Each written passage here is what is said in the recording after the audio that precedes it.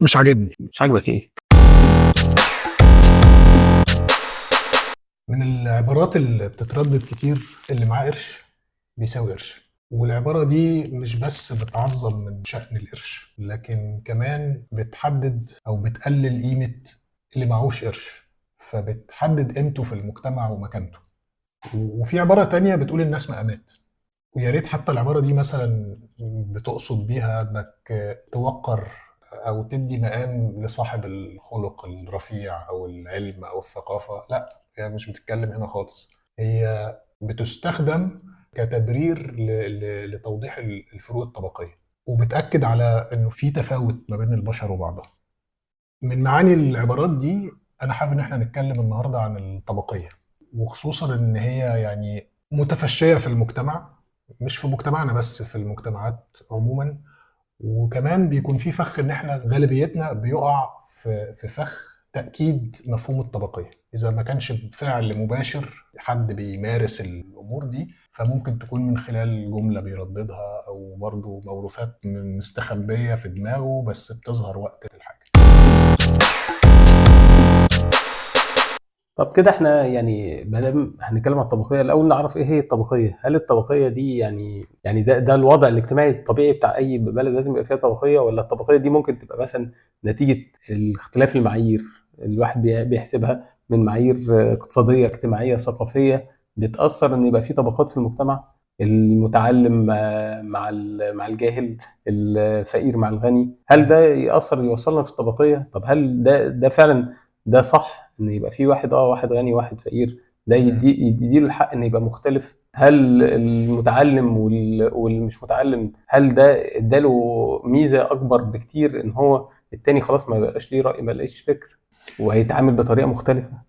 انت هنا ذكرت الثلاث معايير تقريبا، اللي هم اه، اقتصادي الاقتصادي والثقافي والاجتماعي. والاجتماعي. اه، يعني هي مش بس مبنيه على فرق الفرق الاقتصادي او مين اغنى من مين، يعني كمان تعليمك بيفرق وبيحطك في طبقه مختلفه، وحالتك الاجتماعيه او الحسب والنسب زي ما بيتقال، يعني برضه بيحطك في تصنيف معين في الطبقات دي. ويا ريتها بتبقى طبقه واحده. يعني ده انت حتى في التعليم بتخش في كذا طبقه، يعني مش هي الفكره متعلم وغير متعلم، لا ده انت في متعلم تعليم عادي، وفي تعليم اعلى، وفي تعليم يتعلم بره، وفي تعلم لغه عنده لغتين ثلاثه، فبقت التصنيف يختلف، يفضل معانا التصنيف والطبقات تختلف، وكل طبقه بتبص للطبقه الثانيه ان هي ادنى.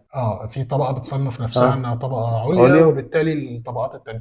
وده اكيد بيعمل تمييز بقى ما بين الطبقات دي وبعضها. بيعمل تمييز وبيعمل اختلافات وبعد، ساعات حتى كمان بتنغلق طبقه، بتنغلق لا انا مش هتعامل مع الطبقه الثانيه، سواء بقى ان انا شايف ان هم اعلى مني فانا مش عاوز اخش مع الناس الاعلى دي، او انا شايف ان انا اعلى مثلا فما بخشش مع طبقه اقل. لو انت الفكرة مترسخة عندك ان انت طبقة عالية وشايف نفسك، فبالتالي مش لائق ان انت تتعامل مع يقول لك هنزل طبقة. بمستواي، اللي هو انا شايف نفسي في طبقه اعلى فمش عاوز اكلم الطبقه الاقل، او شايف نفسي في طبقه دنيا مش عاوز او اتواصل مع الطبقه الاعلى لان انا بحس ان انا مختلف.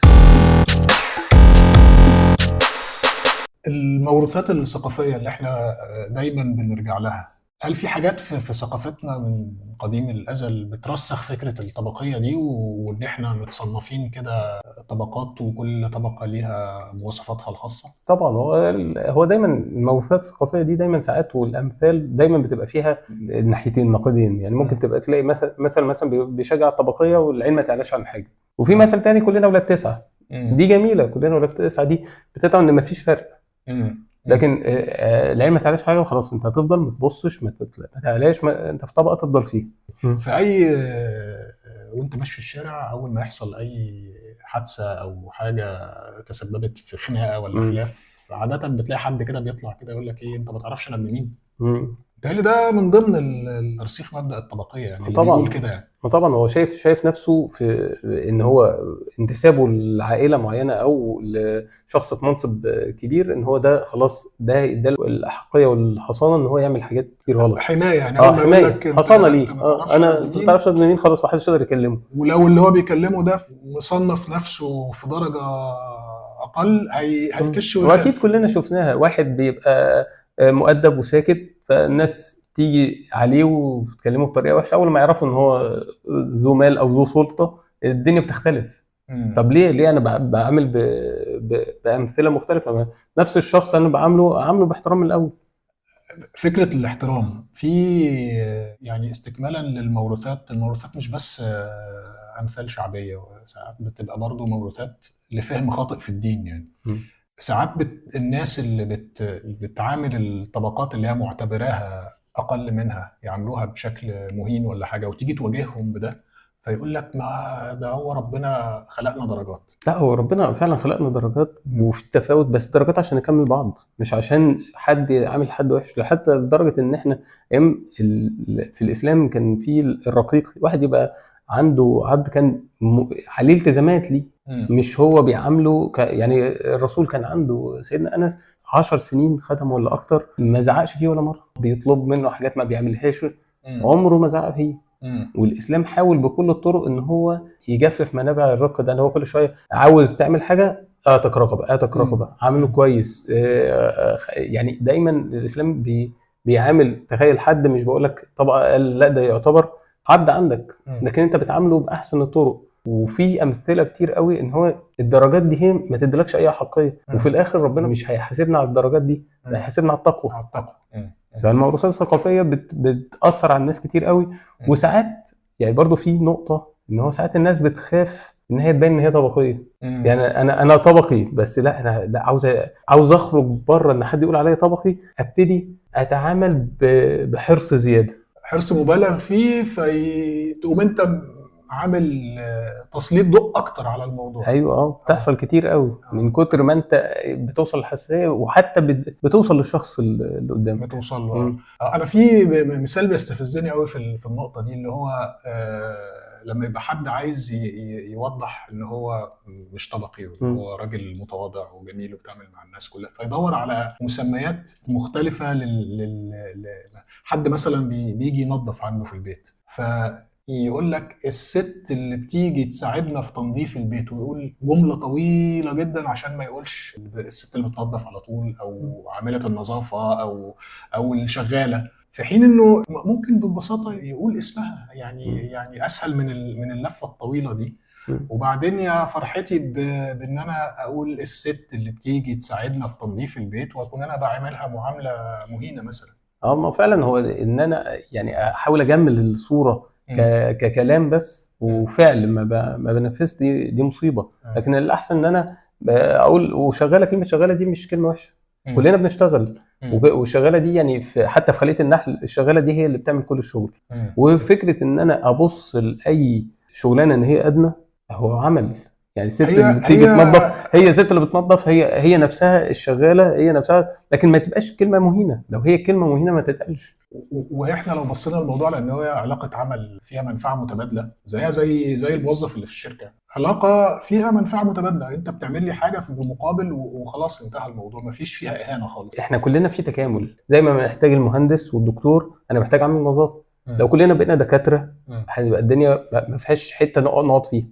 الامراض هتنتشر اكتر عشان الزباله ما اتلمتش، او القمامه، يعني بس كلمه زباله دارجه عندنا، بس لو ما اتلمتش القمامه الدنيا هتبقى متبهدله. طب ايه، كلنا بقينا دكاتره، كلنا بقينا مهندسين؟ لا، انا محتاج الدكتور والمهندس وعامل النظافه والترزي والاسكافي، اللي هو حتى الناس بتقول عليه اللي بيصلح الجزم اسكافي عادي. حتى لو قلت اسكافي، لو هي ما فيهاش اهانه للكلمه اللي بتقولها، خلاص هو عمل وبيعمل كده، بيصلح الاحذيه، فما فيهاش اي مشكله. من غيره في ناس كتير قوي هتبقى الاحذيه بتاعتها مقطوعه ومحتاج حاجه. ودي برضو لو لاحظتها بره، يعني احنا دايما بنبص على بره وبناخد منهم الوحش، لا طب ما ناخد منهم الحلو. الناس بتبتدي فكره التعليم العالي عندهم مش هو واخد الاولويه. هو مهم جدا ان يبقى عندك ناس متعلمين تعليم عالي، لكن الوظائف كلها بالنسبه لهم سواسيه. تلاقي في المدارس بره ابن اللي بيشتغل في اي شغلانه جنب اعلى شغلانه في نفس المدرسه، وما فيش حد بيبص ان هو لا انا والدي بيشتغل مهندس، انا والدي بيشتغل دكتور، لا انا والدي بيشتغل عامل نظافه. هو برضو في نقطه هنا، فكره تصنيف الشغلانات، انه يتحط لها تصنيفات، شغلانه تصنيفها عالي وشغلانه تصنيفها قليل. زي ما انت قلت بره الموضوع ده مش متبع، واللي يضايق كمان انه احنا اللي بيسافر مننا بره وممكن يشتغل شغلانه من اللي هو مصنفها هنا اقل، ممكن يشتغلها بره عادي. دي حاجه فعلا بتضايق. انا بالنسبه لي المحدد بتاعي الشغلانه دي حرام ولا حلال. بتاذي الناس ولا ما بتاذيهاش. ده هيرجعنا تاني يمكن للي كنا اتكلمنا فيه الحلقه اللي فاتت، اللي هو نظره المجتمع وانتقاد المجتمع والكلام ده كله. فاحنا برضو احنا علينا دور ان احنا ما نحطش الوظائف دي في تصنيفات. اي وظيفه ما دام شريفه وبتجيب لي دخل فهي ما بتاذيش حد خلاص، فهي تمام. مفهوم الطبقيه ده بيعمل تاثير كده في العلاقات ما بين الناس وبعضها اللي هم متصنفين في طبقات مختلفه. يعني بيبقى في فجوه كده، بيبقى في توتر في التعامل. ما طبعا هو لو في فئه بتتعالى على فئه، هتوصل بعد كده ان كل تصنيف زي ما الناس مصنفه، هيبقى كل تصنيف بيدور على اللي شبهه وهيبعد عن الشخص التاني، عشان هيحس بوحشه او بيحس بغربه وهو قاعد معاه. والتصنيفات دي بتروح في حتت كتير كمان. يعني انت ممكن تبقى داخل تأدي خدمه في اي مكان، في بنك، في شركه اتصالات، في اي حاجه، تلاقي فيه دور مخصوص للافراد العاديين اللي هم متصنفين عاديين، ودور للفي اي بي او اللي هم العملاء المميزين ويدوا تسميات كده برضو طبقيه جدا. يعني تلاقي مثلا الصفوه، هو ده مش نوع برضو من انواع الطبقيه؟ يعني هو اكيد ما حدش هيعترض على انه اللي بيدفع اكتر بياخد خدمه افضل، بس لما انا ابقى الموضوع عباره عن دور لو انا عاوز اميزهم بقى خلاص اعمل لهم زي مكاتب لوحديهم او فروع لوحديهم تقدم لهم الخدمه دي. لكن لو هو خلاص احنا في نفس الفرع، خلاص يبقى في الاولويه خلاص بالحضور. ده بالعكس ساعات ممكن اللي هو داخل بمبلغ صغير ده مش هياخد وقت، مش هيعطل اللي معاه مبلغ كبير ان هو هيتاخر في حاجه، ان هو عملياته اكيد هتبقى صغيره سريعه. لكن هي الفكره ان هو لو في سبب مثلا ان هي مثلا شركه، ودايما حتى البنوك بتحل الموضوع ده، انك تعمل فرع اسمه للشركات، فرع للشركات وفرع للافراد، فدي ما فيهاش مشكله. لكن ان انا اخش احس ان في فرق في التعامل عشان هيئتي مثلا متواضع شويه، واحد لابس بدله والتاني لابس بنطلون عادي او لبس عادي، لا ما يبقاش في فرق. هو الموضوع مش مقتصر عشان ما نبقاش احنا ودينا الموضوع على البنوك. يعني هو الموضوع ده مجرد يعني مثال لخدمات كتير بنقابلها في حياتنا، بنلاقي في فرق في التعامل ما بين الصفوة والأقل المتصنفين في طبقة أقل. يعني ده حتى بنشوفها حتى في خطوط الطيران. هي نفس الطيارة ورايحة نفس الوجهة، وبعد كده تلاقي بيعاملوا الايكونومي غير الفيرست كلاس اللي هو الاقتصادي غير الدرجة الأولى. الدرجه الاولى انا ما عنديش اعتراض ان هم يبقى الكراسي بتاعتهم اريح والوجبه بتاعتهم مختلفه عشان هو دافع حق الخدمه دي، لكن اعمل لي نفس المعامله، نفس المضيف اللي بيكلم ده يكلم ده، يعني يكلمه بنفس الاحترام. استكمالا لحته الفروقات اللي بتيجي في الخدمات، في برضو الناس اللي بتشتغل في مجال الدعايه والاعلان بيبقى عندهم، وده بيبقى عادي في وسط التحضير لاي منتج، انه تصنيفات للمنتج ده رايح لانهي فئه، وحتى عندهم مسميات كده، كلاس A كلاس B كلاس، يعني في درجات. انا حاسس ان ده بيرسخ قوي فكره ان احنا طبقات مختلفه، وده في صميم شغلهم، وهو بالنسبه لهم مفيش حاجه غريبه. هي دي مش هنقدر نطلع منها دي لسبب، ليه؟ ان هم شايفين خلاص، هو شايف ان انا بقدم خدمه لازم دي الخدمه للشخص ده. بس انا ما عنديش اعتراض لو انا القوه الشرائيه بتاعت التصنيفات اللي هو عاملينها دي انا مضطر اخاطب الفئه دي. مثلا تصنيف عالي قوي مش هينفع ابيع مثلا مرسيدس لتصنيف اقل، لكن لو انا بصنف في طريقه التعامل، هي دي الاعتراض عليها. انا بتكلم في فكره التصنيف. انا عارف ان هي زي ما انت بتقول كده، منتج زي ده مش هيقدر عليه غير فئه معينه، لكن فكره انا بتكلم على المصطلحات اللي بتتقال بشكل دائم، دي بترسخ فكره الطبقيه. يعني لما انا ابقى خلاص عارف هو المنتج ده رايح لتصنيف اول، التصنيف الاول ولا الثاني ولا الثالث، يعني انا باكد انه في تصنيفات من جواك. حتى لو انت الشغل بتاعك مضطر ان انت تدور على التصنيف الاول والتصنيف الاخير عشان تبيع لهم منتج معين، بس من جواك خلاص انت خلاص بقيت مصنف الناس. حتى لو انت قابلت ناس هتبقى انت اكيد شايفهم تصنيفات بالذات الناس اللي بيشتغلوا في مجال التسويق. هو اكيد شايف ناس اول لما بيخش بيقابل حد من جواه هو صنفه، ده طبيعه شغله. بالظبط زي الدكتور ما بيبص اول ما يشوف حد بيبتدي يحلل ده عينيه حمراء يبقى عنده كذا عنده كذا، من طبيعه شغله خلاص اترسخت جواه. فبس انا فالدكتور لما تترسخ جواه حاجه دي مش وحش، مم. لكن لما تترسخ جوه واحد ان هو بيصنف الناس دي من جواه، لازم هو دي يعني اكتر ناس بتوع التسويق يبتدوا يراجعوا نفسهم. اشتغل في التصنيف ده بس اوعى تاثر عليك في تعاملك مع الناس. وصلنا انه جودة الخدمة بتكون مرتبطة بالطبقات، ودي خدمة في الاخر انت بتختار عايز الخدمة دي ولا مش عايزها، وعلى حسب فلوسك. لكن لما تيجي في التعليم او في الوظائف او في الرعاية الصحية، متهيألي هنا برضو محتاجين يعني لا ده هنا دي هتخش معانا في سكه صعبه جدا، ان انا دلوقتي ليه التصنيف او الطبقيه دي تاثر على التوظيف. انا في التوظيف ده هو المفروض بغمض عيني ما بشوفش حاجه غير الامكانيات بتاعت الشخص اللي قدامي. اتنين متقدمين لي، انت كواحد بتوظف حد يعني. اتنين متقدمين لنفس الوظيفه، مين الاقدر ليها؟ مش ابن مين ولا عنده عربيه شكلها ايه ولا بيلبس ازاي. انا دلوقتي بحط المحددات بتاعت كل وظيفه والاقدر هو اللي ياخدها. لو ضيعت منه فرصه انا كده بقول له افضل طول عمرك مش هتتقدم، تفضل في التصنيف اللي انا حاطته لك ده عمرك. خلاص يبقى هيضطر ان هو يبقى معاه امكانيات جامده جدا وواصل اولى بيروح هيضطر ياخد وظائف اقل عشان ما فيش حد يقبله. ده بالظبط في الخارجيه في اي حته يقول لك محددات معينه، فخلاص بتوصل مرحله ان ايه، ابن المدرس مدرس وابن الوزير وزير، هنفضل على طول كده. دي حتى بتقتل الامل عند ناس كتير ان هي تطور نفسها. ممكن تقتل كمان فرصه لواحد مثلا عبقري كان عنده ما يعطيه في الحته دي كان هيفيد في الحته دي، لكن هو ايه في الاول لا انت في طبقه والدك بيشتغل شغلانه ادنى فخلاص انت تشتغل شغلانه والدك احسن. طب ما هو عنده العبقريه وعنده الذكاء اكتر من واحد ابن رجل اعمال او ابن مهندس او ابن دكتور، ممكن ما يكونش مؤهل للوظيفه اللي مش مؤهل. ما عندوش الاجتهاد حتى على الاقل، اتحكم عليه خلاص انت من طبقه اقل ما ينفعش توصل للطبقه دي.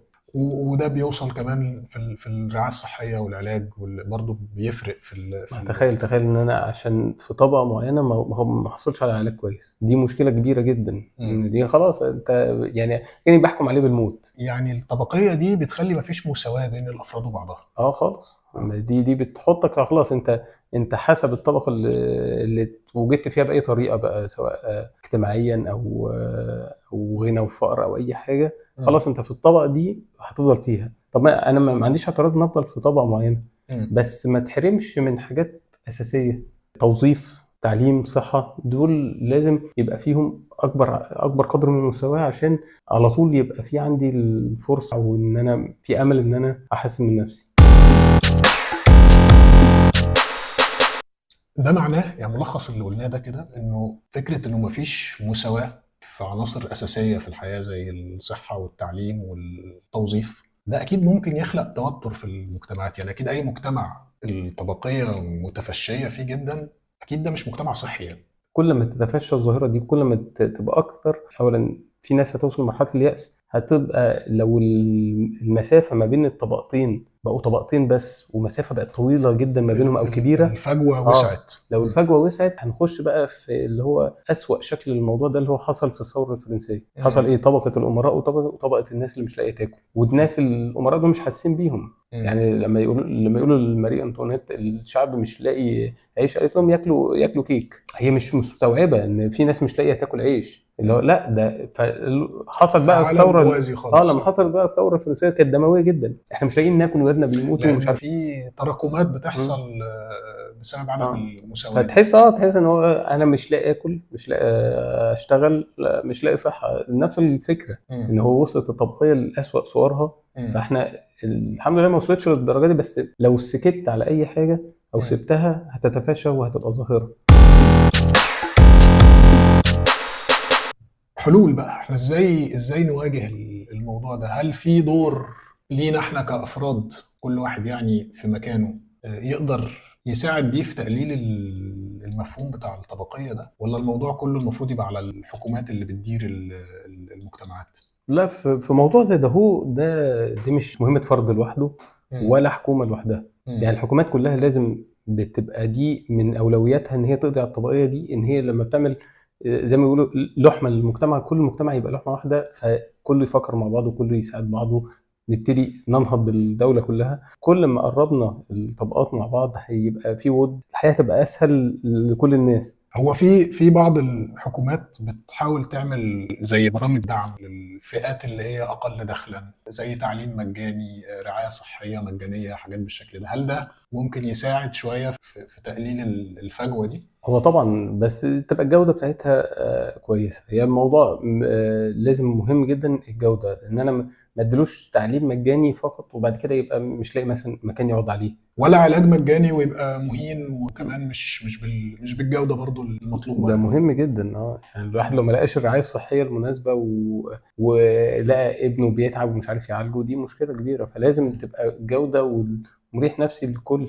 يعني السياسات دي مش لوحدها كافيه انها لا لازم. ككلام، هي لازم تكون اولا مطبقه بشكل فعلا برضو فيه مساواه، عشان تساعد اصحاب الدخل الاقل يعني، وجوده ادميه يعني تسمح للي بيتقدم له الخدمه دي ان هو يتعالج بشكل لائق ويتعلم بشكل لائق. وبرضه لازم كل واحد فينا يبتدي يزرع البذرة الصغيرة دي في أولاده. إن أنا لما أعلمه خطوات في نبذ الطبقية دي وهو صغير، خلاص هي بقت جواه، هتبتدي تنتشر وكل واحد يوصلها لأولاده والأولاد هيوصلوها للجيل اللي بعديه، هتبقى خلاص هتبقى حاجة مش موجودة عندنا.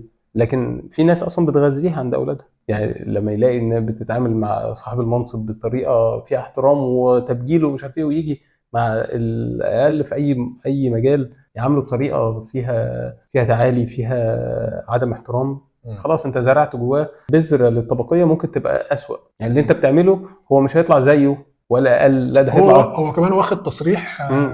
اصل ساعات مش بس ان هو بيبني ده على انه بيشوف اهله بيتعاملوا ازاي، ده ساعات بيتقال له مباشره انت لازم تبقى عارف انت ابن مين ما والحاجات دي، تكلمش وما الفئه تتكلمش دي. مع ده وما تتكلمش مع مم. ده وكده، مم. فانت مديله تصريح مم. يعني ان هو يتحول لطبقي جميل كده. طبقي ده ده بذرة طبقي وفعلا مش هيقف عند الحد اللي انت اديته له. يعني احد الحلول برضو ان احنا ناخد بالنا من النشء مم. الجديد، ان احنا لازم نزرع فيه فكره ان اه احنا سواسيه وانت كلنا بتزرعها في. ازاي؟ انت مش هتزرعها ان انت هتديله رسائل مباشره ولا اي حاجه. انت تعاملك هو خلاص ده التعليم هو بيقلدك. بالمثال. انت بتوريه المثال الصح، الطريقه الكويسه بقى. انت لو عصبي هو هيطلع عصبي، انت لو بتعامل الناس باحترام هيطلع بيعامل الناس باحترام. تمام. يعني الادوار دلوقتي احنا كلنا مشتركين فيها، اذا كانت حكومات دول او افراد، ممكن يكون في دور تاني مطلوب اعلاميا. ده الاعلام، الاعلام بيوجه الناس جامد قوي وبيأثر عليهم. لازم الاعلام يوجه رسائل مباشره وغير مباشره ان بنبذ الطبقيه دي. في ناس اصلا بتقتصر الاعلام ده عن الاعلام اللي هو المرئي والمسموع في التلفزيون فقط. مم. لا انت لو عملت فيديو، لو كلمت اصحابك، الاعلام عامه انت توصل المعلومه، مم. هتوصلها لاي حد باي طريقه. اي حد بقى الكاتب يكتب، يعني لو حد بيألف روايه هينبذها، هيوضحها، حملة توعية يعني، حملات مش حملة حملات توعية في أكتر من مكان توضح الموضوع ده. احنا ممكن يبقى الفيديو بتاعنا ده يعتبر دور صغير من إن احنا بننور إنه في حاجة اسمها طبقية يا جماعة ولازم ناخد بالنا منها.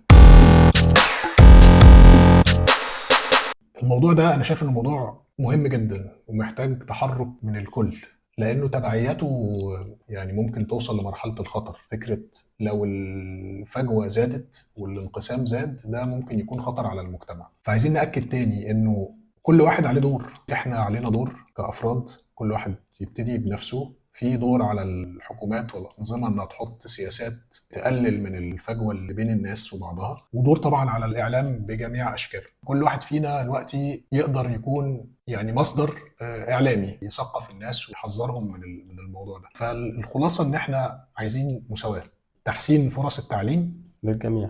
لكل الناس، مم. تحسين فرص التوظيف للجميع برضه، لكل الناس، الرعاية الصحية. والرعاية الصحية اه. للجميع. مم. دي الخطوط العريضة والرئيسية اللي من خلالها هنقلل الفجوة دي. ما هي أهم حاجة يعني ليه احنا اتكلمنا في الطبقية؟ ممكن الطبقية في مجتمعنا ممكن ما يكونش الناس حاسة بيها. أنا مش عاجباني الطبقية بس ممكن أكون بعملها ومش واخد بالي. فالمفروض أنا لما أشوف حد يعني بيتصرف بناء على طبقية لازم أوضحها له. ابتسامتك مع فلان غير ابتسامتك مع فلان بناء على إن هو ده من طبقة أعلى. فلازم اخد بالي من الحته دي هي، اوضح لغيري بحيث غيري كمان لما يوضح لي ابتدي انا اعدل من سلوكي. يعني احنا محتاجين كل واحد فينا برضو يركز، لان هو اكيد كل واحد فينا جواه طبقي صغنن كده قاعد ومش حاسس بيه، مم. مش حاسس بيه ان هو اتربى على كده وحاسس ان دي عادي. لما انا اشوفها وحد يوضحها لي، لا ما اقولش لا انا مش طابق، انا طول عمري برفض الطبقيه. لا، ابص هو ممكن شافها ازاي، يبقى شافها، يبقى انا بعملها من غير ما احس. شافها في تصرف، في نظرة عين، في ابتسامه ممكن. في نظرة عين، في مم. ابتسامة. عايزين نسيطر على الموضوع ده، لأنه زي ما اتكلمنا تبعياته مش كويس. تبعياته في غاية الخطورة.